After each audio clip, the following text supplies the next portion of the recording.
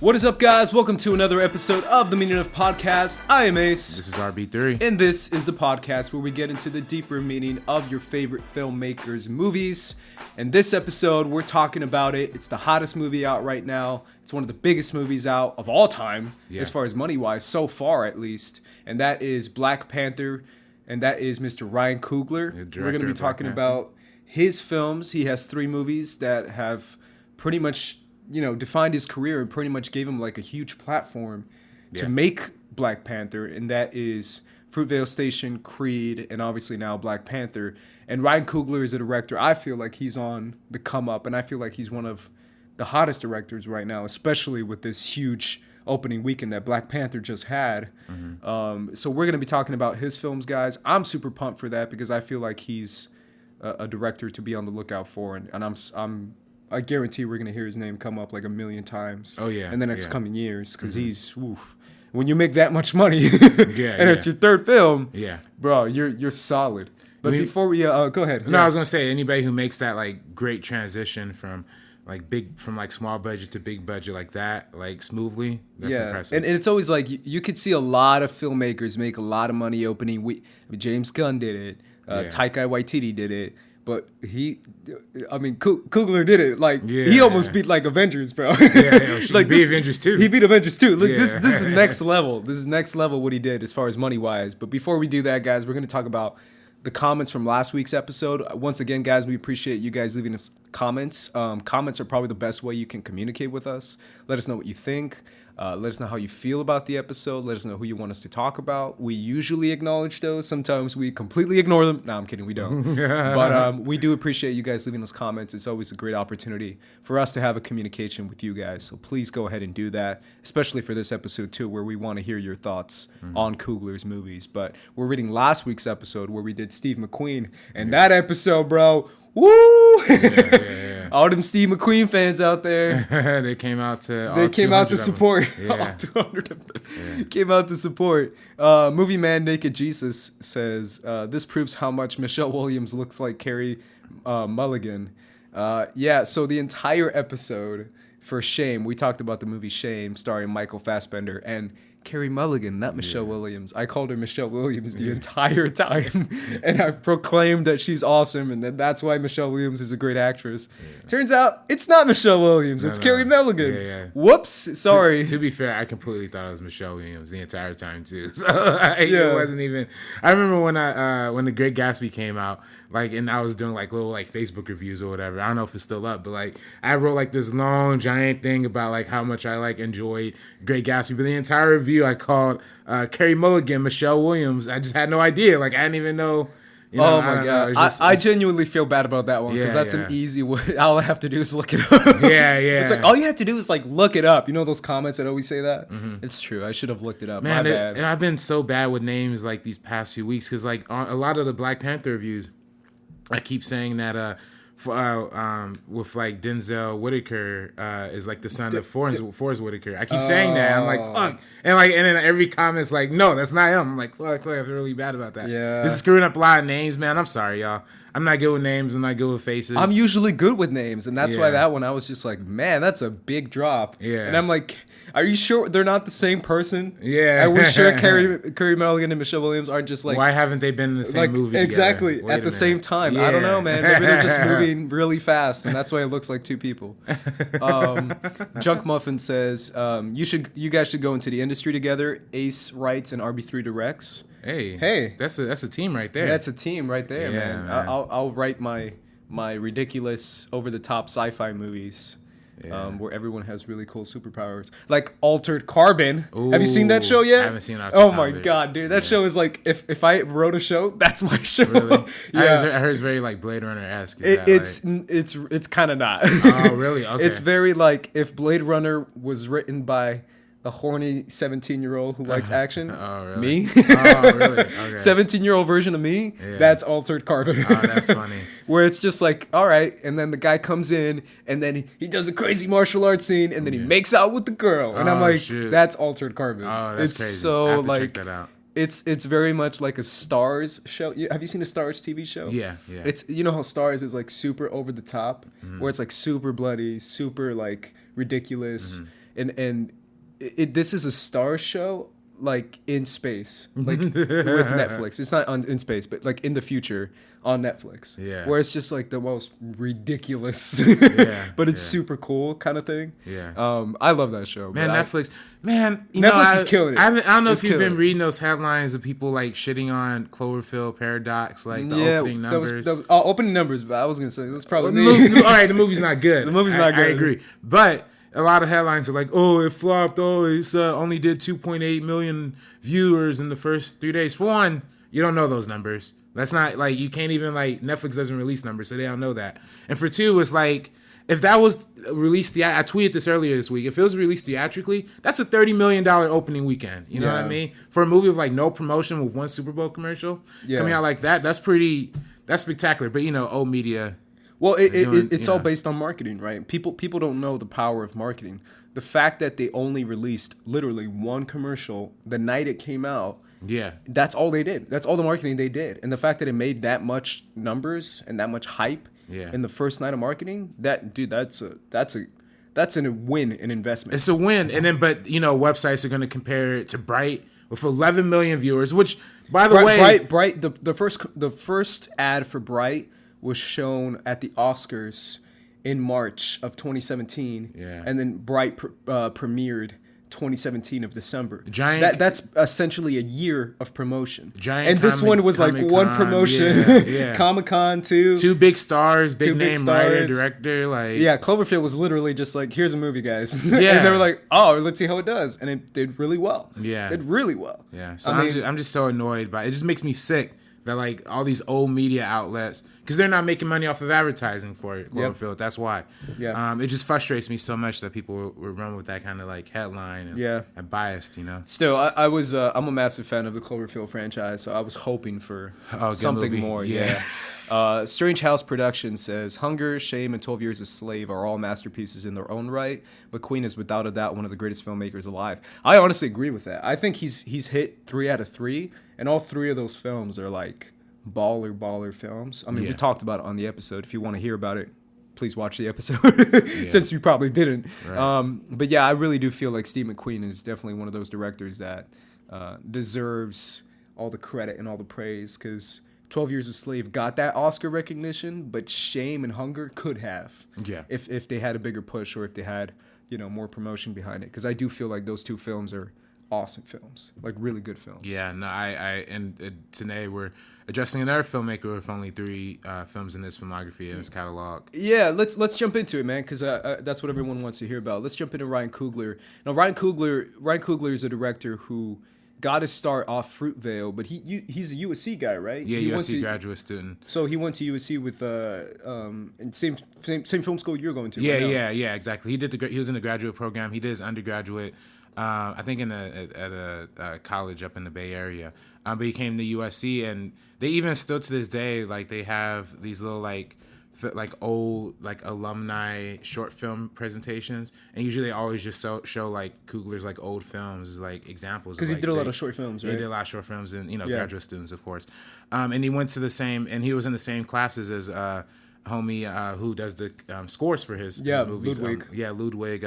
I can't pronounce his last name. His last name. He's like Swedish or something. Right? Yeah. I've been butchering his last name all week. But that has been he's met his editor through film school as well. I'm not sure about his cinematographer, if he met her through that too, but it's like he generated like this small network of filmmakers while he was in film school that he's now making movies with. That's so baller, man. Mm-hmm. That's like the dream, right? I mean, that's what film school is all about. You meet the homies, and then you make dope movies. Fingers crossed, you do. But it's funny, you met him, right? Before you said you've met him. Well, he came on our show at USC back in, it was like late 2015, I think, right when Creed was coming out. But like I didn't like meet him directly, but I got to like be where he was, and like during that interview I got to be in the studio. It was really dope, man. It was really amazing. And he had like a real, he brought like a really cool perspective to being like a UC graduate, but also doing undergrad like at I believe it was in San Francisco, where he's from, like in the Bay Area. But like he studied like math and science before, but then That's right. then transferred into doing film because he just felt like that was the passionate way to go. So that's always really inspiring to somebody like me and to like other people out there, because like you can still pursue film school and do all that. And then I know for like Fruitvale Station, he got help from funding with the Sundance Institute. They do like a 1 week program through there. Where you have to like the Sundance screenwriting program where you like craft like a script and like that time like try and put that together. So the script for Fruitvale was like put together in that kind of way and like through the help of like Forrest Whitaker. Yeah, he has a production company, right? Forrest Whitaker. Forrest Whitaker, yeah. I think Forrest Whitaker even has directed some pictures in the past too, if I'm not mistaken. But yeah, through putting all of those different resources together, also like grants from like the San Francisco, I think it was the San Francisco Film Academy or something like that. He got some grants from that too. If Ryan Coogler's watching this episode, I'm totally butchering your history, dog. I'm sorry. I feel really bad about that. But it's great seeing like that kind of like a building story coming through. Somebody who is frankly African American, is young, and he's from super young. Yeah, he's 31. And yeah, I mean, he's slightly older than me. Yeah. It's crazy. And he shot Fruitvale Station when he was like 25, 26. Like so, he obviously had like a clear vision and had like a full goal that he was going for, and pursued that vision and goal. All the way till the end to where we are now. So it's really interesting. I just heard an interview with Ryan Coogler that you told me you listened to too. Hot 97, right? Yeah, and he talked about kind of the making of Fruitvale Station. We're jumping into Fruitvale now, and he talked about how obviously it all takes. Every art form takes some sort of inspiration or demands some sort of inspiration. If you're going to make good art, it has to come from somewhere, right? It has to come from a place of sheer honesty and just truth and passion, right? And that's kind of what he felt as far as the Oscar Grant story. Hearing that from the Bay Area and hearing that from where he's from. And apparently his cousin did time with Oscar Grant, is what he said in the interview too. Oh, okay. Wow. So he had like a close, like he loved his cousin. He's like, oh, I love my cousin. So I immediately thought of him when I thought of Oscar Grant. And the fact that he was 22 years old. I mean, I talked to you about it last night a little bit, but I rewatched Fruitvale Station for this podcast. And it's one of those things where that thing, it still kills me, man. Yeah. It still kills me. Because I've seen the movie before, and I assume that it's going to, make me feel a certain way. But then I'm just like, I'm an emotional wreck watching that movie. Yeah. Because it's one of those things where it really, seeing that footage makes you mad. It really does make you mad, because it's one of those things where not only is it mistreatment, but then when they push him down, and then the guy, for literally no reason, essentially the movie's based on footage of a guy who was taken off a train. The BART system that they have like up in the Bay Area. In the Bay Area, and he was taken off, and he was pushed down to the side of the corner, and then when he was like trying to get up, they pushed him down, arrested him for no reason once again, and then they literally put his knee on the back of his head, on the back of his head, right? So pushing his face on the ground, and then one of the cops literally, everything was going fine. It was whatever, right? I mean, they were being asshole cops, but they weren't killing him. He just grabs his gun and shoots him for no reason, point blank shoots him, and then that's essentially what the movie is based off. So the movie takes place within a day of his life, which is the last day of his life, right? And it's on New Year's Day, which is funny enough, the birthday of his mother, and it takes place within that time frame. And what it does is it puts you in the shoes of this character, and it does it so well because when you learn about the character of Oscar Grant, you learn of his past as far as like he sells weed, right? He used to sell weed, and he did time for that.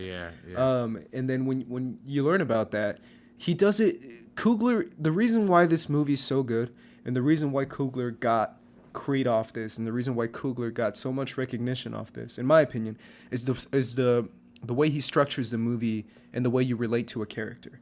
He introduces the character, he tells you who he is, he tells you he has a family, he tells you his past, but he tells you his present, and he tells you his mindset, and he tells you the kind of man this was, a young man who every moment of his day, every moment of his life, goes out of his way to be a good guy. I mean, you just have the scene in the grocery store where he's helping out the girl to do the cooking. Yeah. You have the scene with the dog where he feels bad and he wants to help the dog.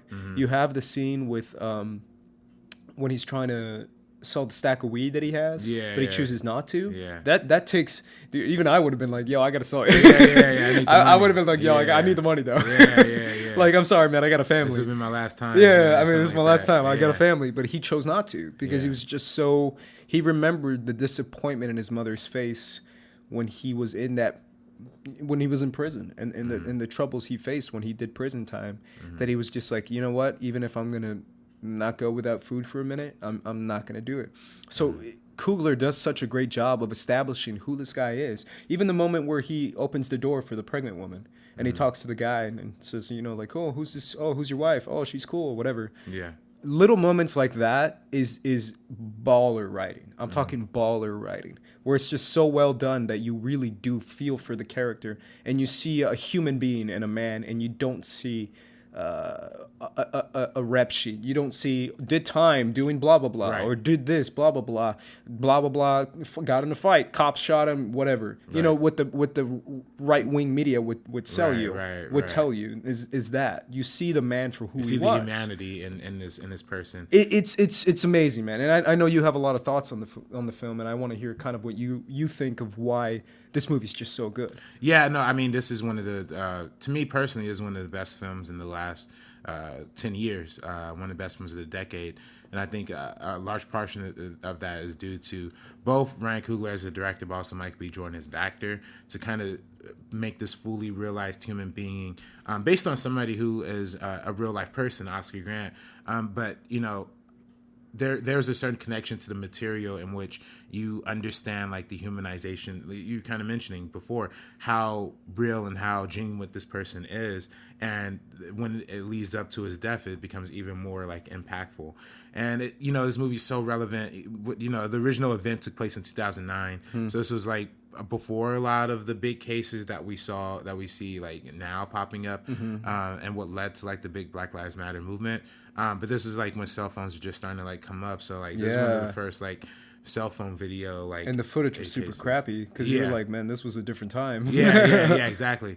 But now obviously this movie came out in 2013, so right after Trayvon Martin, Michael Brown was a big part of the news. And we keep seeing more and more cases continue.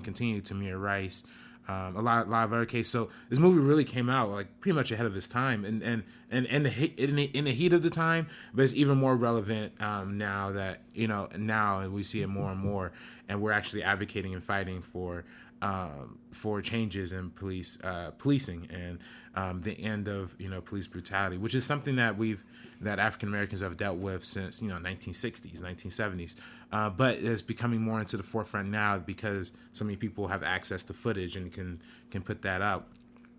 I think having this story told, and particularly by Ryan Coogler, who's from the Bay Area, and he has like a passion and connection, like you said, his cousin had a personal relationship with Grant, so it was just fascinating how to see how they explored telling the story. I mean, I'm not 100% sure how much of it is accurate, how much of it is not accurate, but the fact that the story is told and is put in the forefront, and you got some, and you know what I mean? Like the fact that we have the recognition about it, and that the legacy of Oscar Grant can live on beyond just the tragedy. Now we have a movie that's celebrated and that celebrates his life and his triumphs, which I think was really special and unique. And particularly with, and it becomes more heartbreaking when you understand, like you said, you get the past, but you also get the present, and you see what he was aspiring to do in the future. Like he had goals, he had a kid, he had a girlfriend or a wife, and a family and a mother, and how all of those people just cared for him so much and cared to be around them, and how many people he helped along the way. So.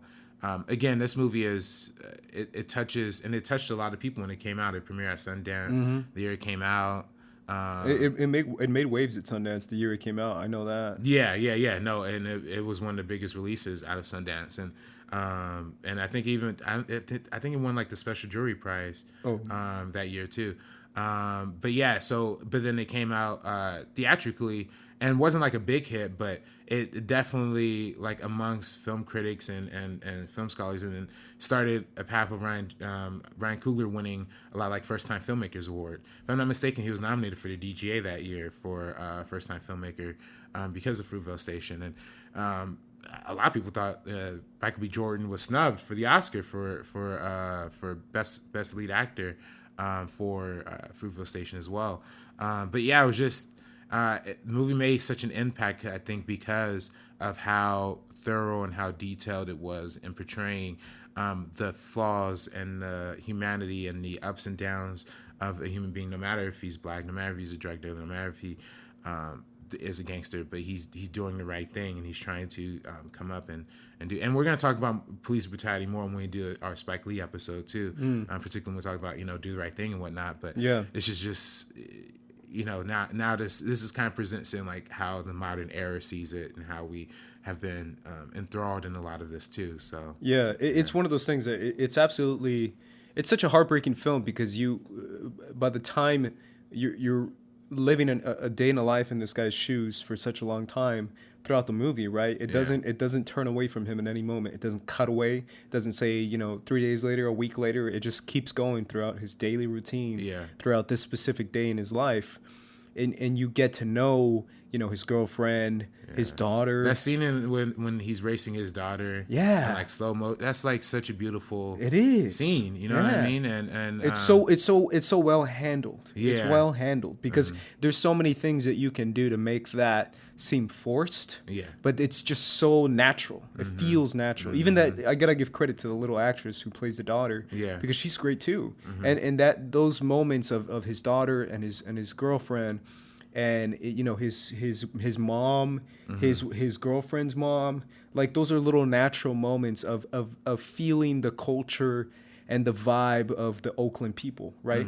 Because you see even the shots of Oakland, even the the B-roll footage of the shots of Oakland, Right. of just the outside stuff and stuff. You feel the culture. You feel like there's so many Latino people there. There's so many black people there. There's so many different cultures there that you feel like you're a part of it. And you feel like these people, like know what you're getting into. And what you get into is a normal, hardworking family who's just trying to, live their lives and have an opportunity to support their family. Yeah. And that's why, dude, that's why all credit to Coogler for that, man, because that makes you feel so much. And jumping towards the end of the movie, when you have that scene, and I was telling you, because I was like, dude, I don't know what's wrong with me right now. I don't know if it's because I'm tired, but I'm an emotional wreck watching this movie. Yeah. And I've seen it before. I've seen it like a few years ago. But watching the scene where he gets shot, dude, when he turns around to the cop and when he shoots him, and when he turns around and he says, "You shot me, man. I got a daughter, man." And when he says that and his voice, like, cracks and is like bleeding, I was like, oh my God, that's so heartbreaking. Like, that scene, and that's just that moment killed me. Like, it killed me for some reason. I don't know if it's because I was hanging out with my nieces that day when I watched the movie. I was hanging out with them, so I recently, like, a daughter that's similar to that age. Right. And my brother has a daughter who's similar to that age, and I thought of them, and I thought of how awful that would be. Yeah. It kills you, man. It kills you. And then obviously when you have Octavia Spencer come in and give her performance of the mother, and kind of a grieving mother, it also murders you because you feel like how disgusting and awful that would feel, especially knowing that it came from a place of hate, right? It's different if you feel like it came from a place of an accident or something terrible that was out of their control. No, it came from a place of hate. It came from a place of just sheer murder, first-degree murder. So I can't imagine the grief you would feel in that moment, and the terribleness you would feel in the hospital waiting for the results of the surgery, of what's going to happen to his life. So the way they lead up to that moment it is all leading up to a moment of just insane emotion. Like, the way Ryan Coogler handles pacing and emotion in this movie is I think even better than his other two films in the sense of pacing and emotion. Yeah. Because it's just so well done and it makes you feel so much within a short time frame. Well, I mean, he uses certain techniques that come in a lot of his other movies.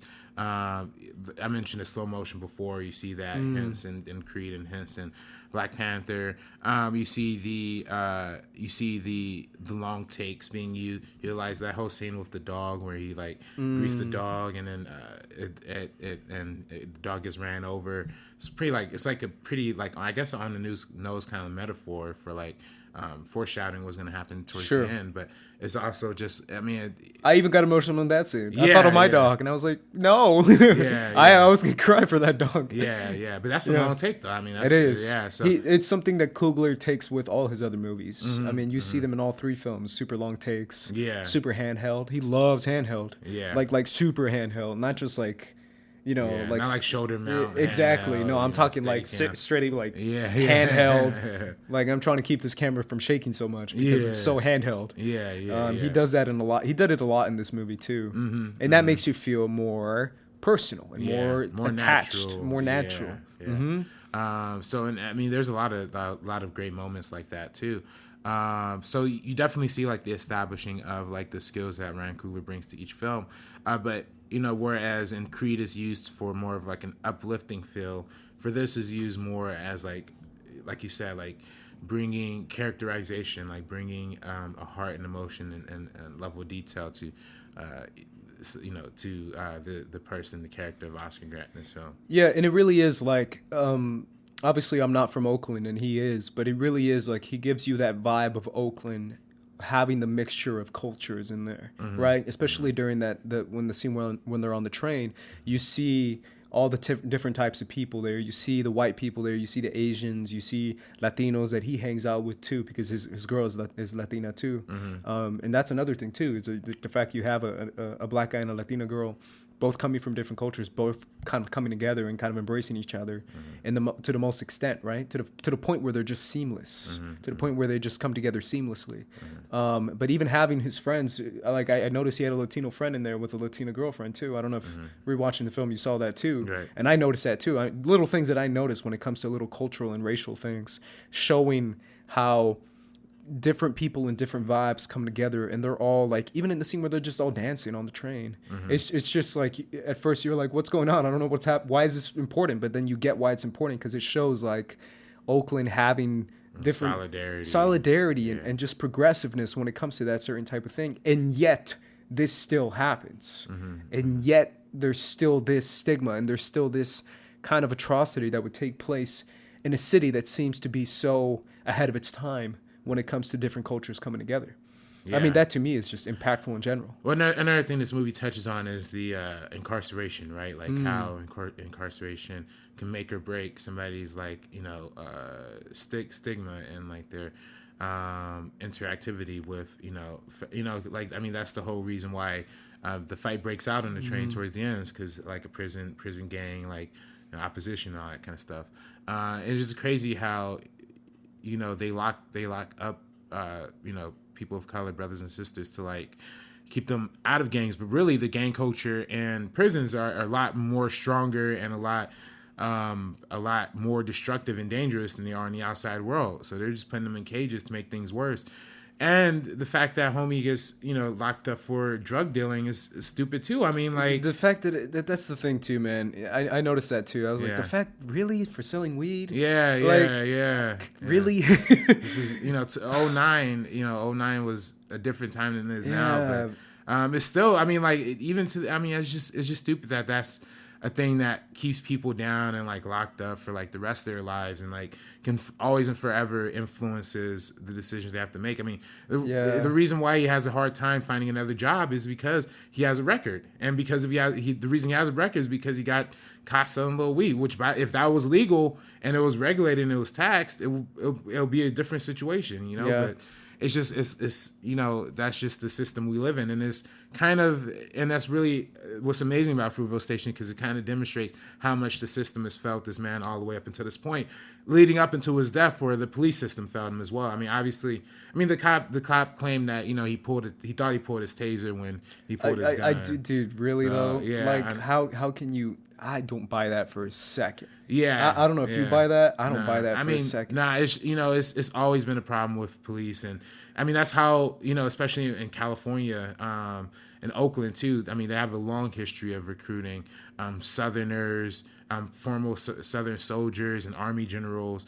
In LA in particular is a big one with Police Sergeant Daryl Gates, whose objective was like literally to bring in like KKK members. The same thing in Oakland. Same thing was happening up in the north in the Bay Area. They were bringing in like literal. I mean that's where the LA riots came from. That's where where the Watts riots came from. That's where the OJ stuff came from too, with the framing of the LA cops. Yeah, Rodney King, and yeah, exactly. And that's, I mean, OJ is the example of like, we have to show that we're at least somewhat, Yeah.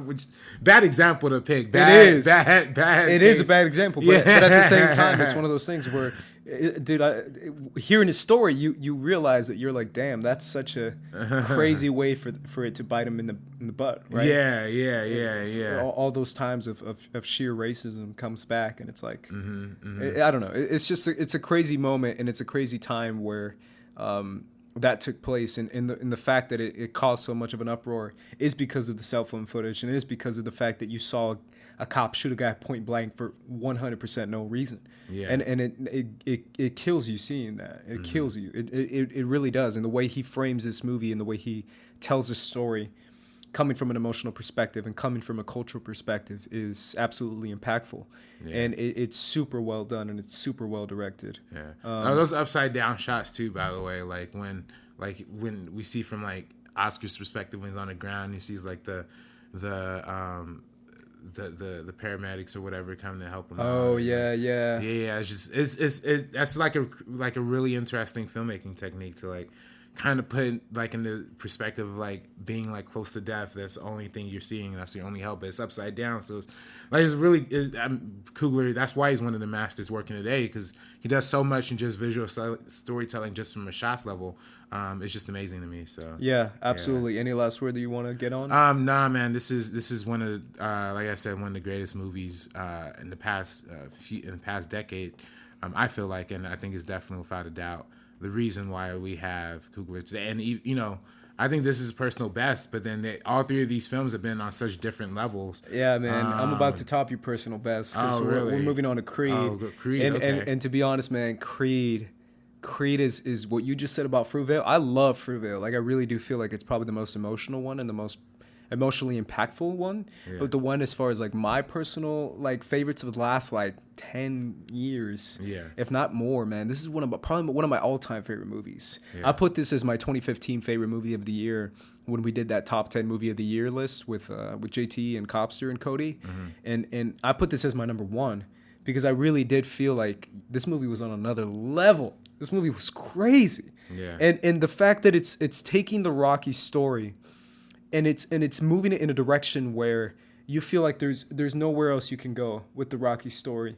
And you feel like it's almost, even if you try to do something more with the Rocky story, it's forced. It's pushed. It's not natural. I mean, Rocky Balboa kind of felt like the end to like what we thought is like Rocky stories. Yeah, because Rocky Balboa was Old Man Rocky, right? So that's why this one, it gave the opportunity and gave the chance to tell a different story and make a true spin-off movie that felt so natural, and it felt like on the right course. And the way Ryan tells this story is such a creative way, and it's such an impactful way. So essentially, it's about Apollo's son, Apollo Creed's son, which is Adonis Creed, played by Michael B. Jordan. And we have that Michael B. Jordan Ryan Coogler relationship that it started to develop in Fruitvale, come to fruition in Creed, where he plays the lead role of Apollo's son. And what it is now is that it's the affair that he had with another woman. His kid was Adonis Creed, and then his wife adopts him and takes him in, and that to me is even that in itself is just, I mean, the fact that not only is this woman comfortable enough to accept that his husband cheated on her, but the fact that you can take the child of the woman that she cheated on and take it as your own, and literally as your own, like that's your son now. That in itself is already a powerful message, and that's 10 minutes in the movie. And then it's another big theme of incarceration again, kind of carrying on from the Fruitvale Station. I mean, it takes place. I mean, the opening of the film takes place in a child detention center, in a juvenile detention center.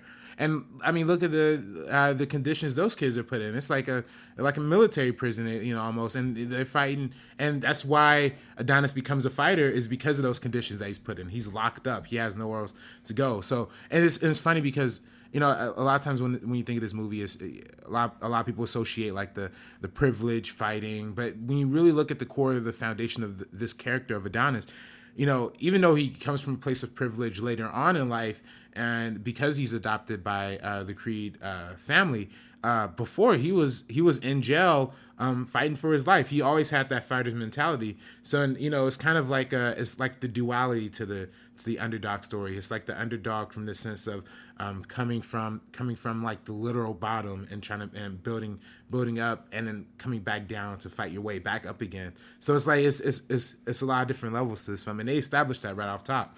So it's fantastic. Dude, it's crazy because I'm a big boxing fan, and I'm a big fan of fighting and fight sports in general. I mean, obviously MMA is probably my favorite, but I still love boxing, and I keep up with boxing, and I know boxing pretty well. And this is like a true boxer's boxing movie, in a boxing story, because like you said, when you think about boxing, and they say it like 5 times in this movie, so it's obviously not a secret, but when you think about boxing, you think about lower class people. Like it's more like it's a sport that targets more of a lower class type of people. Like even in the beginning, the first trainer that Adonis talks to, he's like, dude, these are people who are fighting for their lives, literally, because this is all they got, because they got no money. And you're coming from money, and you're coming from a good job. Right. He's got like an office job, like an accounting job, I think is what it is. Right. Because he says counting numbers in one scene. So he doesn't have the necessity to fight. He's not in that position of coming from a poorer background and having the necessity to go into boxing. I mean, if you watch the Rocky movie, that's essentially what it is too. That's what the original Rocky is a suit. He doesn't even know how to, he barely knows how to talk or read because he's just so uneducated, and he comes from that background. Yeah. And he's that poor Philly kid who wants to, box because he loves it so much, because it's part of his passion and his soul. And here comes Adonis, which it isn't something that he needs to do, but it's something that's in his blood, literally. Yeah. And sometimes there's things that's literally inside of your heritage and your family heritage that you just feel so much, and it just bubbles to the surface. Like that scene when he's boxing with his dad on the projector. Yeah, exactly. I was just gonna bring up that scene. Yeah. It's like, that's such a great visual representation of what this movie's about, because he's both like living in the shadow of his father through the projector, like, just from the light, the shadow. He's literally living in his father's shadow, but he's also shadow boxing his father in that scene. He's playing the part of Rocky going up against his dad. He's fighting his own legacy, and I think that's just prime filmmaking right there. Yeah. So essentially, when he wants to, his mission, his goal now is to give up his life and to move to Philadelphia to seek out Rocky, so he can get trained by Rocky and make a name for his own. Make a name for his own. But I still like that he went specifically to Philadelphia. He's like, all right, I got a plan. Yeah. I'm gonna go to Philly. I'm gonna surprise Rocky, and I'm gonna ask him to train me, and he's gonna train me. Yeah. And then when he gets there, he realizes it's a lot harder than he thought it was. Yeah. But at the same time, if you think about it, he completed his mission, man. Yeah. I mean, the fact that it's one of those things where it's a 1 in a million shot of getting a retired old man to train a younger guy. But the fact that he's Apollo Creed's son, and the fact that Rocky owes one to Apollo that he never got to pay back, this is kind of like his like, all right, I couldn't pay you back because you died in the ring. Yeah. But I'm paying you back in the way of your heritage, of your son, of your future, of your legacy, kind of. So Rocky in a way is like giving one up, or giving a favor to Apollo, his friend, by helping his son become a boxer and kind of fulfilling his dream. And that's where he gets into the boxing gym and starts learning because there's one scene that I didn't really capture when I first saw the movie in theaters, where he says I'm self-taught. Yeah. I literally just didn't notice that when I first time saw the movie. I didn't know he was self-taught, but he's apparently self-taught. Yeah. No one trained him before because no one wanted to train him. Yeah. I didn't catch that the first time. Yeah. So the fact that he's self-taught, he's good. He's just a natural. Yeah. Right? Yeah.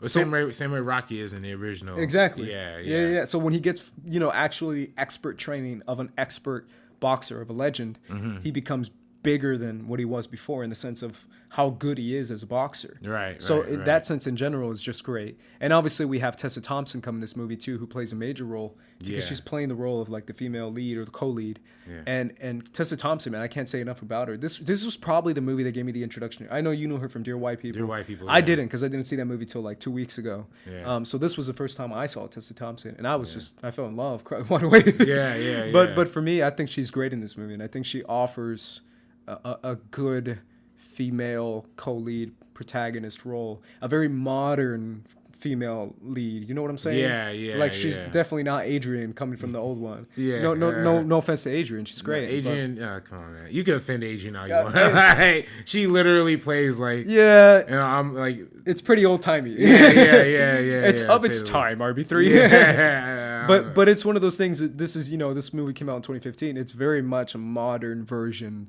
of what an actual relationship would be like, kind of thing. Yeah. So why are you laughing? No, it's just like I can't stop the Adrian. Yeah. Like, she literally doesn't say like much of anything in that book. It's just like that's my thing with the original Rocky is just like the way they have. I mean, Rocky is like dumb as bricks, so they have to have somebody just like barely slightly smarter than them to like be the co-lead. Man, like she can't be too smart because she's a woman, but like she has to break out of her own shell. It's just crazy to me, man. The rewatching that movie is pretty funny. If you have you seen the first Rocky? In the movie? We just watched it in our one of our film classes, race, class, and gender in American film, and that's one of the, when you have Paulie be like, "Get out of my house, yeah, get pregnant, you're a broken woman." Like, what the fuck? Yeah, it's pretty funny. funny. 1976. But it's kind of funny too, and we kind of alluded to it before, but like how Rocky in the original is like this really poor, uneducated white dude, but Adonis is an educated brother, and he's an African American, and the whole thing of Rocky being the broke, poor, uneducated white guy versus the smart, educated Apollo Creed, who, like I mentioned in the previous Black History or Black Cinema episode, where Apollo kind of represents more of like the Muhammad Ali's of like that time and that era, but seeing that brought on to the next generation with Creed, but having like totally subverted the expectations now. Instead of the white poor guy being the protagonist, now is the black educated young man, but he still has to go on the same journey. And it's basically, it's essentially saying it's the same. Boxing, no matter what background you come from, you still have to start from the bottom. It's still going to be an underdog story, and it's going to be, you're going to be put on like equal, kind of not equal footing, but like you have to fight for yourself more than like anything else. So it's the same kind of journey no matter what kind of background you come from. So it's pretty interesting how they address that. Yeah. In a lot of different ways. But Tessa Thompson in this movie, she plays Bianca, if I'm not mistaken. Yeah, Bianca. Yeah, and she has her own kind of story and her own journey because she's progressive hearing loss. Progressive hearing loss. Yeah, exactly.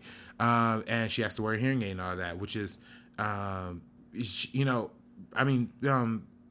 don't know if I'm coming off like as offensive here, but Adrian in the original movie is essentially, she's like mentally disabled.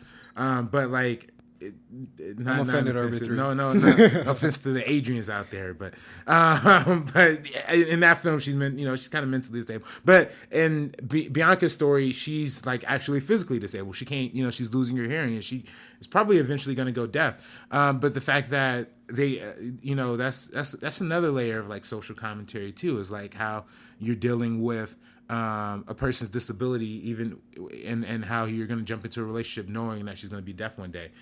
So she makes music to enjoy the time that she has with her ears, and pursues that same way that boxing is a physical sport as well. That boxing is something you train for and that you use your body for, that can go away at some time later on in the future. Same way with the progressive hearing loss, you're going to lose your hearing, so she might as well enjoy what she's going to lose. It's always such a big portion of what a boxing film can be and what a boxing story in real life is when it comes to relationships. Because ask anyone who's in a relationship with a boxer, it's gnarly. Yeah. When you know that your husband or that your significant other is getting continuously beat in the head. Yeah. And you know dude, that'll screw you up. Yeah. Like I'm telling you, I love boxing, but it's a sport that when you get into it, it's a whole different level. You know that you're going to lose brain cells. You know that you're going to have, issues when you get older, and you still do it, right? Yeah. But it's one of those things where it's crazy. Like, the kind of physical relationship you're going to get into is like, all right, if I'm getting into a relationship with a boxer, I better get ready to see my boyfriend get beat the crap out of him. Make your way like wipe their ass because like they're not like gonna like. When she says that line in the movie, that's a real line, bro. Like, I'm telling you, when she's like, he's bleeding, and I'm like, all right, whatever, it's blood. You gotta wipe you gotta wipe his ass. I'm like, all right. That's dark shit. That's dark. That's dark. Oh shit! I've never dated a boxer, man. Yeah. Like that's some heavy stuff. Yeah. Like it really makes you feel like, man, that's heavy, man. I don't know if I could do that. Yeah. Because it really is like one of those things where you gotta know what you're getting into, and it's one of those things that some people lose relationships off that. Yeah. For real. Like if you're gonna, you have to be really committed to being with a boxer, if I doubt. Absolutely. And let's talk about a little bit about the way we talked about it in Proof Video, but the way this movie is shot. It's really famous for it's the one take boxing shot that's in the second fight of the movie, where he fights Leo. I forget his name in real life, or if that is his name in real life, but where he fights that guy, it's all one shot and one take. Which is super interesting because you have the camera operator literally going in, going out, walking around with the camera and trying to follow the action of the fight. And that scene in general, that boxing scene, is just so well regarded in this movie that you could even remember that as like some people's favorite moment in the movie. Yeah, no, I mean, that's probably one of my favorite moments. And, it's interesting. We've had this long legacy of boxing films being told throughout cinema. We have, like, Raging Bull. We have Rocky. We have all these different scenes. And, the way Rocky is kind of shot is from the perspective outside of the ring for most of the time. The way Raging Bull is shot is from the perspective inside of the ring. But Creed actually brings like a new kind of language to it where the camera's like literally in between the boxers and going back and forth. Cinderella Man did something similar, but Cinderella Man was more from like different POVs. So it was like the POV of like the boxer that Russell Crowe is facing and vice versa. This movie actually puts the camera right in the middle and like really, really engages and makes you feel like you're inside of that fight. And it's funny, when I first watched it, I didn't even notice it was a long take for like a little bit, like 2 minutes in. I'm like, whoa, is this still like, has we not cut yet? Yeah. And then it just keeps going. It's super impressive. Some of my favorite moments in that one take is when the camera goes towards Rocky and Tessa, and then it goes back out towards Michael, and then it goes back out towards the boxer he's facing in his corner, and then it goes back to Rocky, and then it goes back. It's crazy. It's just gnarly, dude. It's just one of those things where you're like, damn, this is why this guy is gonna be famous. Ryan Coogler, I mean. Where it's like using this kind of creativity for, I mean, obviously credit to his DP, but using this kind of creativity is just crazy for a boxing movie because it's so genuinely creative. It's like, this is how I'm going to shoot this fight. I'm going to shoot it in a way that no one has seen this type of boxing before. And it's just so well done. And the boxing too, I mean, he talks about it in the behind the scenes where he had a great choreographer and he worked with real boxers, like actual working professionals who are currently in the business of boxing and stuff like that, to be a part of the training, to be a part of the choreography of the boxing, because that's so important. And apparently, like, that's the one thing that Sylvester Stallone wanted the most was genuine boxing and was to be a part of that the most. And that's the thing that he had the most input in, apparently, is what Ryan said. Ryan said that the thing that Sylvester Stallone wanted the most and wanted the most input in was the actual fighting, was the boxing. So that, to me, like, when you do a boxing movie, you got to do it right, man. You got to do it right. You have to. And not even to go without mentioning Sylvester Stallone in this movie. He plays an older version of the Rocky character that we've become so familiar with. And, throughout the entire film, we see him dealing with and trying to reason with the notions of being older and being, I mean, these are similar things that we saw in like Rocky Balboa, but it's definitely expressed now. The retired boxer, I mean, we see like Paulie's dad, Adrian's dad. We saw that we lost Adrian in the Rocky Balboa. But now we see Paulie's dead, so he's like literally on his own. So Adonis coming in and being like the fosterer and like the last like living connection to his old boxing legacy, and carrying that onwards. And almost like his father figure at that point. There's a moment in the scene, there's a moment in the movie where you realize like, oh, I get it. That's like, he's representing his father at a moment. Right. He's representing kind of like the father figure that he didn't have in his life. Right. I mean, that's why he always hated Adonis, and that's why he hates being called a Creed throughout the entire movie. And there's that great scene where he's confronted by like the rapper, and he's like, "Baby Creed, like that's not my name," and he breaks out into a fight because of that. I mean, that's, he's fighting his whole legacy, but I think that's a great like end point at the end of the film. He has that line. I forget exactly what the line was, but he has that whole thing of like, I'm doing this. Not for like the fame, the recognition. I'm doing this for myself, for my that's just a really great, and especially we talk about in the Black Cinema episode, fatherhood and Black communities and Black cinema is really crucial and important. And that movie and this film addresses that head on, and having Rocky be like almost like the adopted father of Adonis and playing that role. Only makes it harder when we understand that like Rocky's actually sick and he has like a diagnosis for cancer and all that stuff, and that's why Adonis like pushes him and pursues him to like get better and get because Adonis sees it as like Rocky giving up on his life is like giving up on him, and he feels betrayed by that. Where he's like, wait a minute, if you give up on yourself, you're giving up on me too. It's not just about you anymore. Because Rocky has for the last portion of his last 10 years, he's been dealing with just him. His son has a wife, has kids, is doing his own thing up in Canada. And he's kind of just been like living his own life, kind of waiting to die in a way. Right. Because he's just so old at a point where he's just like, dude, I have cancer. I'm good. I'm just going to die. I just want to die. I'm at a point now where I want to. So Adonis pushes back and says, hey man, you actually have someone to fight for now, a son, and that's me. That's I'm kind of the one you have to fight for now. It's not just about you anymore. Right. And that's kind of like when an older man has to come to terms with. An older legend, right? Where he has to come to terms with like, I lived my good years, I'm good, now I can go. But it's not his time yet, is what the movie's about too. So that in itself is really powerful as well. I have to talk about the unspoken, the unmentioned MVP of this movie and of Black Panther, and that someone who hasn't been mentioned as much as before, that I feel like deserves to be mentioned, and that is the master musician known as Ludwig. Ludwig, I can't pronounce his last name. Ludwig something, but this score in this movie is baller. It's so good. It's the perfect combination of the traditional Rocky movie and a modern take on that, a modern upbringing of it, a modern Philly hip hop feel of Rocky music, of Rocky scores. And Ludwig does an amazing job of that. And Ludwig, for anyone who doesn't know, is also the producer of Childish Gambino, Donald Glover. Yeah. He produces all his music since like mixtape times. Since he did Awaken My Love, he did Because the Internet, he did Camp, he did pretty much everything Childish Gambino has done. Ludwig has been his producer, and this guy is a master producer, master musician. And Childish even mentions him in a few of his songs. He mentions him in Bonfire. He's like, I put in work, ask Ludwig. Like when you hear that, you're like, what the heck is Ludwig? But then you realize that's the name of his producer.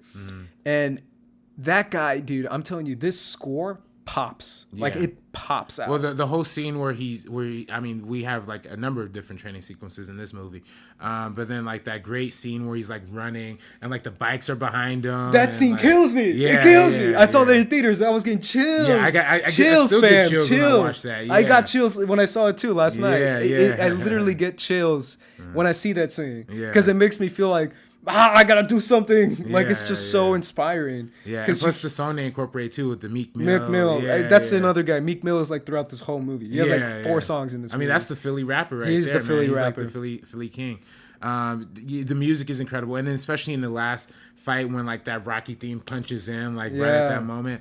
I'm talking about it. I'm getting chills like right now. Like man, Everything. But that scene where I'm telling you, man, that scene where he's going right at the camera, it's in the trailer too. Yeah, yeah. And he's just like, and then Meek Mill's just like crescendoing. Yeah. And then it just goes slow motion for him, and he goes, ah. It's like and he's screaming, yeah.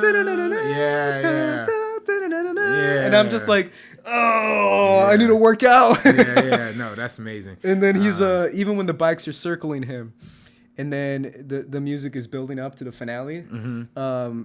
And he looks to Rocky, and he's just like, let's go. Yeah. And then the music's just going. I'm just like, dude, this is a genius movie. Rocky's up there. This is a GOAT movie, dude. Yeah. And he's like pointing to him. And you know, I think in any other movie that would have been the cheesiest, like worst scene like ever. In this movie, it's like one of the best scenes I've ever seen in any movie, man. Yeah. I'm not even kidding. Yeah. I've rewatched that scene before I've like gone out on runs. Yeah. And before I've like done races before. Yeah. Because it's just so damn inspiring that I'm like, yo, if Adonis can do this, I can do it. And I'm like running. Yeah. Because it's so good. And the score is like half of that. Yeah. I mean, obviously the shots and the choreography, but the score that Ludwig does in this movie is just so freaking good that I feel like it deserves so much more credit than he actually gets. Yeah, no, because he's kind amazing. of. I mean, you barely hear the guy talk. He's a very, he's not a well-known composer. He's not a Zimmer. He's not, a well-known kind of composer that's on the come up. He's just a guy that you don't hear too much about. Yeah. And I feel like, especially with Coogler's movies, he deserves so much credit.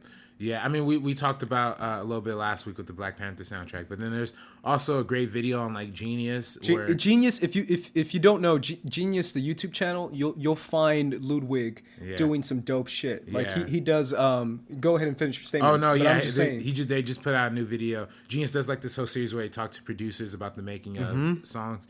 But then they did a recent video that was, I guess, sponsored by Disney about like the creation of Wakanda, like the whole score of that, and Black Panther, and it's just amazing hearing him talk and speak about all the different. I mean, we're going to talk about Black Panther in a little bit. Yeah. But even a lot of those principles of applying the home instrumentations and the home sounds of Wakanda from like African culture. That's the same way with this and like Philly music, and you feel like a lot of Philly hip hop scene is really well infused into this movie, into the Philly music in general, and I think that's what's really great. I mean, Ryan Coogler is so good at establishing so many different worlds and places, even if he's not. I mean, the original, Fruitvale Station takes place in Oakland, obviously where he's from, the Bay Area, but then this takes place in Philly, and it just locks down the Philly feel up and down all the way through and through. So I was literally gonna jump into that. That was actually in my notes. This movie is so Philly. Yeah. Like it feels so Philadelphia to like every street corner, to the music, to the feel, to the culture, to the food, to like.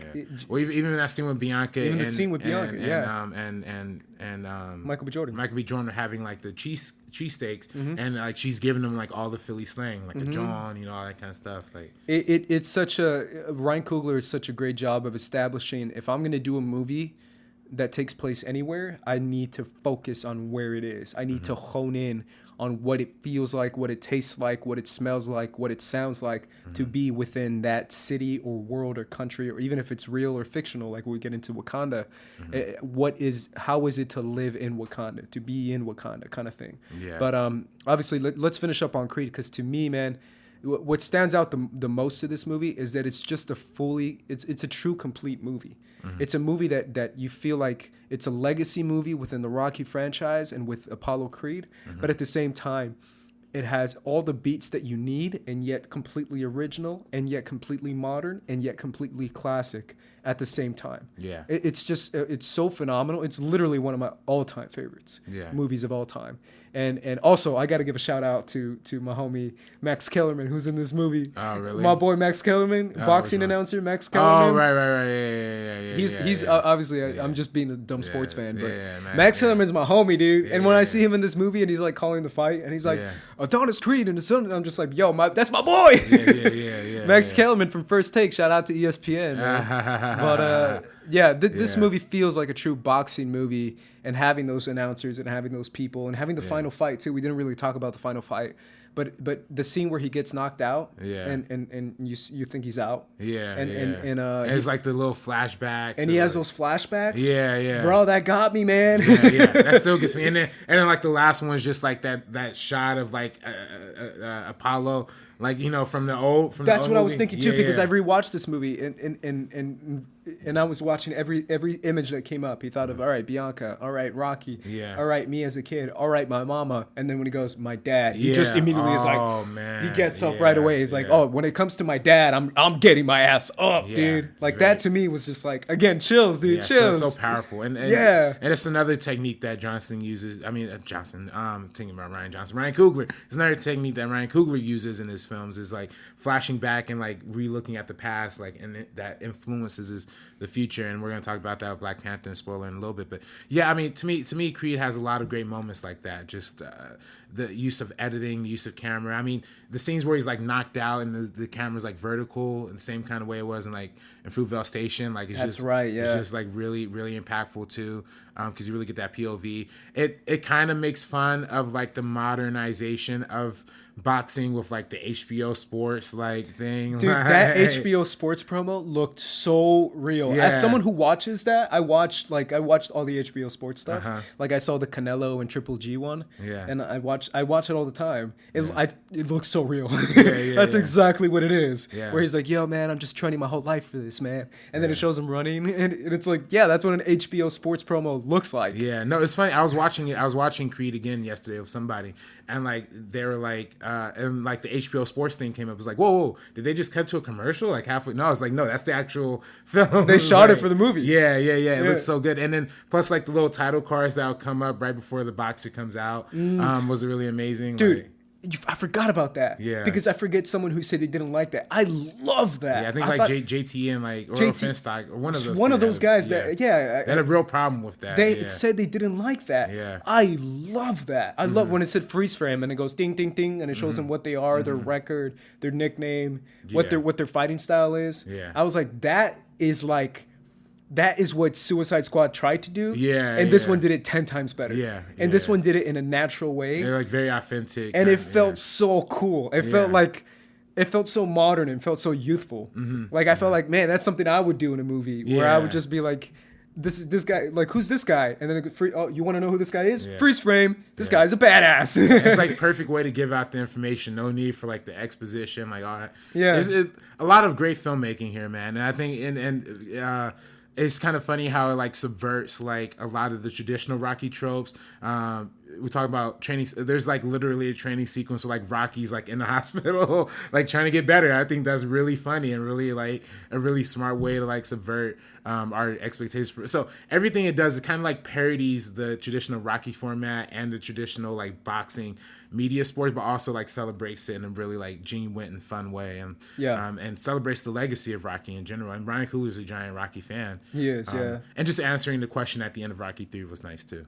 Like how at the end of Rocky 3 there was that whole thing of like who wins, Apollo or Rocky. It's nice that we got an answer. Oh yeah, we did get an answer. Yeah, that's true. Yeah. Spoiler alert: Apollo wins. Apollo wins. Let's jump over to Black Panther, because Black Panther is a movie that spoiler time. Yeah, we're gonna talk about spoilers, guys. So if you haven't seen it, but we're assuming you have, just because it's on a Tuesday. And this is, it's been some time since the movie came out now. It already made more than Justice League. Dude, right? This movie made 192 million opening weekend. It's the 5th largest opening. So far, it's more than Age of Ultron. It's more than Civil War. Yeah. The only Marvel movie that tops it is the first Avengers movie, which made 207 million opening weekend. This, I mean, I'm a numbers guy. I'm a big box office numbers guy. This thing murdered at the box office. Yeah. Like it went above and beyond expectations to the point that it's just like people were saying 150 was crazy. You said 160. I agree with your 160. Yeah. It just destroyed your 160, bro. I'm not gonna lie. When I was first putting that tweet together, I was originally gonna put 180. I was like, oh man, maybe 180 is stretching it. You know what I mean? I should have went with 180. 180 is still low balling, man. It's still low, man. On Friday, my friend asked me, he's like, what do you think? I said 185. Yeah. Because I was really feeling it. Yeah. 192 is way more than 185. Jesus. It's just crazy that this movie, And I knew, look, we knew like this kind of touch that this movie was going to have to people. Yeah. Just off the fact that it's like representation is finally like a big budget, minority led, black led superhero movie was going to drive everybody to theaters. Coming out in the peak of Black History Month, so all like the BSUs, the BSAs, we're going to go out. A bunch of school kids are going to go take trips to it. I mean, I'm hearing stories like Kendrick Lamar sending 1,000 kids from Compton to see I heard it. Octavia Spencer was doing something Yeah, too. buying out theaters. The game does that a lot. The game buys out a lot of theaters in LA and like takes a bunch of kids to that too. He did that with Get Out, and he did that with a lot of other films. Chance the Rapper is doing a thing like, and it's all contributing to the box office, and it's all making like the cultural relevance float up to the top more and more. And when you get the surge of Twitter behind you, like the surge of like social media, like finally pushing like a film like this all the way up to the top to the next level is But if you really think about it, I was talking to my brother about it last night, because he hadn't seen the movie. He was watching it today, and by today I mean over the weekend.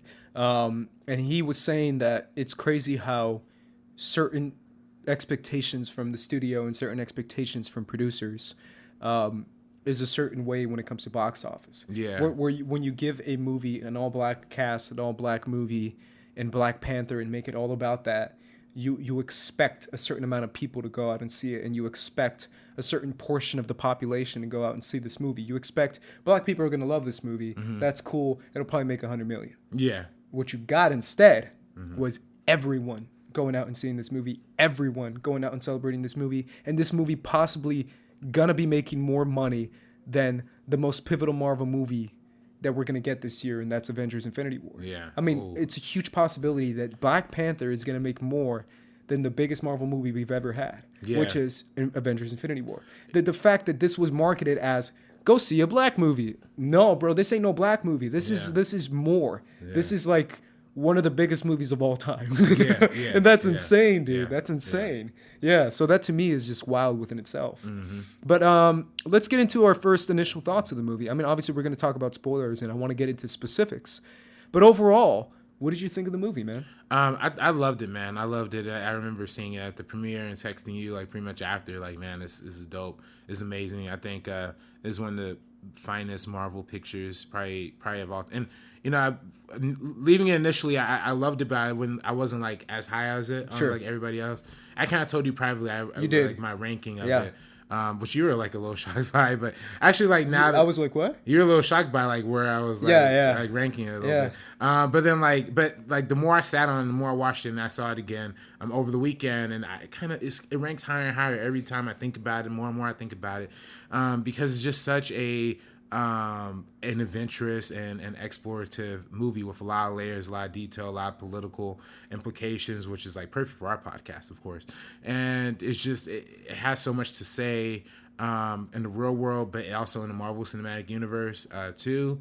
It's just great, and I think this is one of their best solo movies, and I think it's probably one of the most culturally important. The most culturally important superhero movie we've seen to this day. I said it's one of the most different Marvel movies that we've gotten before. It doesn't follow the Marvel formula to a T. It really doesn't.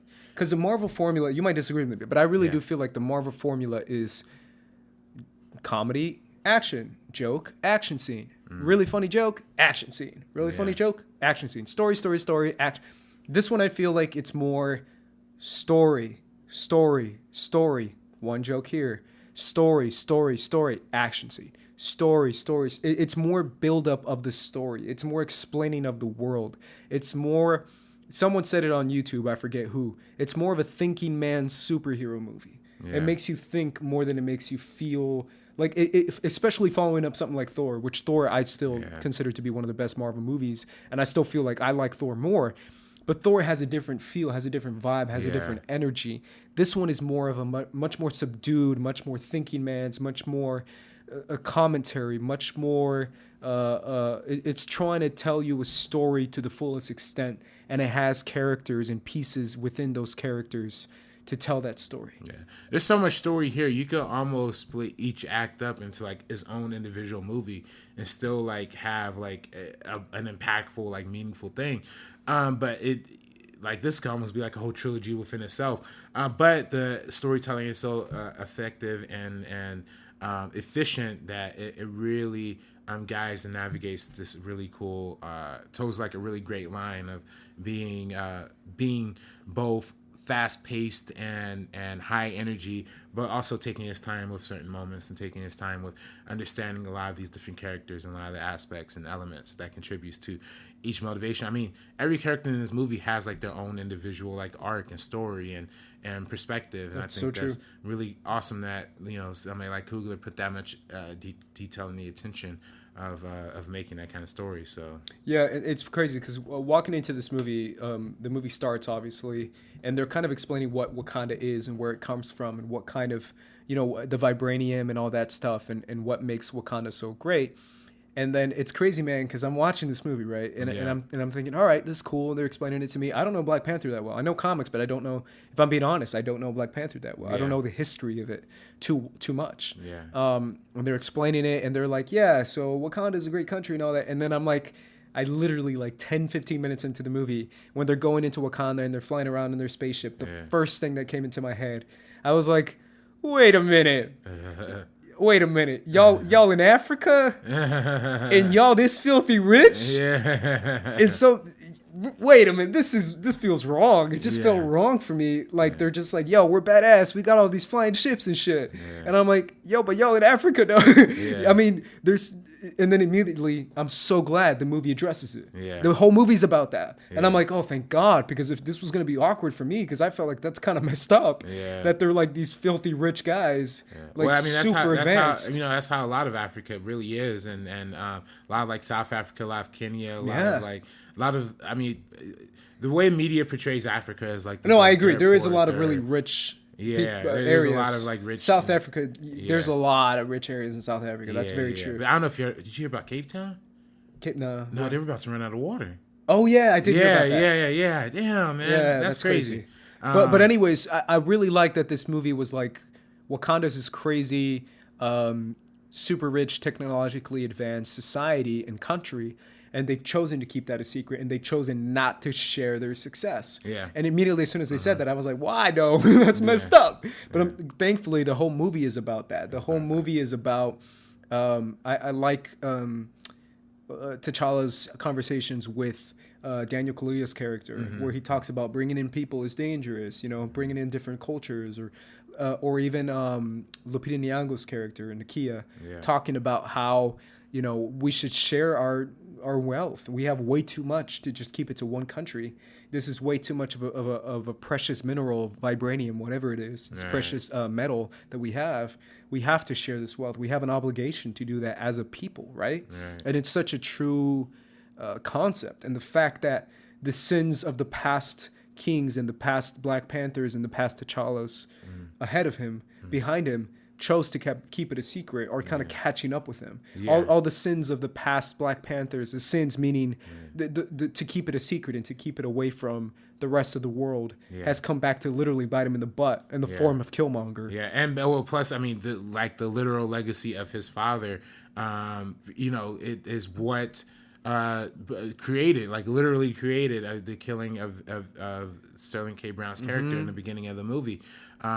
Is that's like the literal foundation of what, and that's the secret, and and that's another great thing. It's another continuation from the storyline of Creed, living within your father's legacy, and that's something that Black Panther is trying to, instead of like Creed learning to embrace it. In this movie, it's about Creed. It's about T'Challa, the Black Panther, kind of building off of his legacy and kind of freeing himself from the ideas of the previous Black Panthers, and creating his own legacy as a king. And I think that's like a really powerful way of going about it. I think particularly, you address like how, the wealth is shared with other countries. I mean, that's also a big part of, I think, the movie's perspective of like how African nations are frankly like dirt rich even to this day, but not really associating the wealth to like modern countries. And then there's that whole debate now of whether or not interventionism in other regions is a good idea or a bad idea. And a lot of times particularly in talking about with America having like American intervention, how that's a lot of times it's turned out worse than it has turned out better, but we don't have the same kind of resources as Wakanda. So it's like it's a different, interesting argument that I'm glad to see a superhero movie. It's a very interesting argument, but yeah. I love superhero movies that put their world and their scenario into a real world scenario. If there really was a Wakanda, and if vibranium really was that powerful, and it really was literally next level, literally 200 years in the future kind of technology, that's the kind of stuff that there's no way you can keep that away from the rest of the world when the rest of the world is suffering to the point that it is suffering nowadays. And I love that movie does that, because it says, all right, this is vibranium, this is what it does, and this is Wakanda, and this is what it is. And it's so filthy powerful and so filthy rich that at that point it's like, really, man, you have an obligation to, as a human being, to help out. And that's what and Lupita Nyong'o's character argues that too, T'Challa, early on in the film. But then Killmonger coming in and kind of highlighting and exposing the truth behind the Black Panther throne, the kingdom of Wakanda, and how flawed and messed up that is, really influences T'Challa to make some tough choices. It is, and it's almost to the point where I kept thinking about it this morning as I was getting ready to do this podcast. I kept thinking about Killmonger, and almost to the point of like what Killmonger is kind of makes points that are, you're like, you kind of agree with him. You're kind of right, man. Killmonger, #Killmonger was right. But there's a point, dude. I can't lie though. Obviously, the introduction of Killmonger and Michael B. Jordan. I love Michael B. Jordan. We've talked about it at length because he's done the previous 2 films we talked about.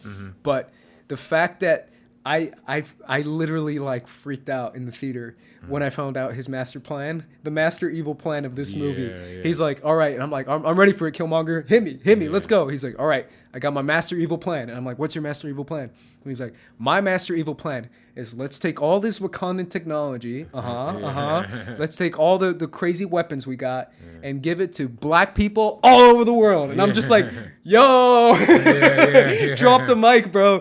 That's crazy. His master plan was literally to arm all black people all over the world with Wakandan weapons. Bro. That's crazy. That's the craziest thing I've ever heard. And I'm like, yo, that's your crazy master plan? That's gnarly, dude. That's like, when he said that, I was just like, wow, that's bold, dude. That's bold to put that in a movie. That's like a crazy modern super futuristic jaded version of a Malcolm X. Where it's like, I'm gonna take it another level, and I'm gonna say, let's arm all black people all over the world and kind of make up for past sins of white people or of other people who have oppressed black people their entire generations and thousands of years. When he says that in the movie, he says, we've been oppressed for thousands of years. Let's make up for it by giving all these black people weapons all over the world. And I'm like, yo, that's crazy. What did you think of that when you heard that? I mean, I think that's definitely, I mean, that's more of like what the actual Black Panthers are fighting for back in like the 60s and 70s. And then, and that's, I mean, and frankly, that's like the U.S. tactic in like overthrowing like governments wars is arming rebels. And that's how, the U.S. is obviously the bad guys too. So like, that's having that as a representation of like the overbearing leader, being the person who's encouraging like an uprising, an overthrowing of the traditional like white patriarchy and all that kind of stuff is just really fascinating that he took that approach, and his plan and doing and executing that plan with manipulating Claw the entire time, as we find out, taking Claw's body and actually that twist was so good. Keep going, but that twist was so good. I mean, his plan was like so exact and it made perfect sense. There was no way in having that Ryan Coogler character being so jaded by his father being killed at the hands of Claw, bringing that directly to him and showing that he's of Wakandan royalty, having that ring. It makes perfect sense why that challenge will happen. And then once that challenge does happen and he actually beats the good guy, it's like, whoa, this is we never see a Marvel villain go all the way up to that level. Loki in the first Thor obviously had Thor on like the ropes, keeping him on Earth and whatnot. But like this movie, he's like the hero literally like fucking dies pretty much. Yeah. And we see the bad guy win and how his plan is going to get executed. So yeah, it's really amazing. It's crazy thinking of that too. That fight scene where he like beats him and then throws him off the edge of the waterfall, and you're just like me thinking about it, I'm like, all right, what now? Yeah. What do we do? And everyone's looking around like, we didn't think he would win. Yo, what do we do now? This guy's crazy. That's such a great fight scene too. By the way, and Killmonger had a great line in there where he says like he killed like his other brothers and sisters in war because he fought in Afghanistan and Iraq, and he fought he fought other black men and women and killed innocent people just so he could make his way up to the throne where he trained, and that's his whole entire life. Where T'Challa just barely beats M'Baku early on in the film, just barely, but he ends up taking his throne. So he wasn't even prepared for that fight either. So it's just amazing. Michael B. Jordan's performance was great. The way those scenes are shot too, and we haven't really mentioned the DP. I think her name is Rachel Moreau, if I'm not mistaken. Morrison. I think she's the same. She's nominated for Mudbound this year.